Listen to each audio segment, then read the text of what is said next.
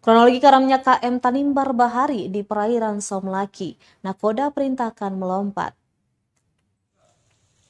KM Tanimbar Bahari akhirnya karam di perairan Somlaki, Kepulauan Tanimbar, Rabu 5 Januari 2022 sore setelah dihantam gelombang. Menurut keterangan Kapolres Kepulauan Tanimbar, AKBP Romi Agusriansyah, kapal pengangkut barang itu tenggelam saat bergerak menuju pelabuhan untuk berlabuh. Angin kencang disertai gelombang tinggi kemudian menghantam badan kapal hingga oleng ke kiri. Tidak berapa lama air langsung masuk dan menggenangi. Selanjutnya, melihat kondisi kapal, nakoda langsung memberi perintah kepada awak kapal untuk melompat. Beruntung kejadian itu tampak oleh nelayan setempat dan langsung menolong para korban. Aparat gabungan juga ikut membantu mengevakuasi ke darat.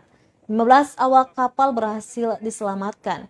Hanya saja satu orang diantaranya mengalami luka ringan dan telah mendapat perawatan. Kapal naas itu sendiri bertolak dari Surabaya menuju Somlaki dengan membawa muatan. Namun belum diketahui berapa banyak muatan yang dibawa.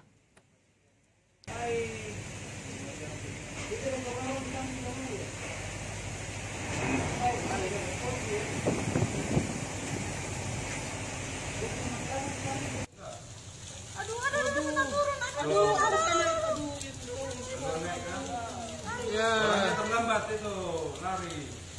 Kesedot nanti. Kesedot.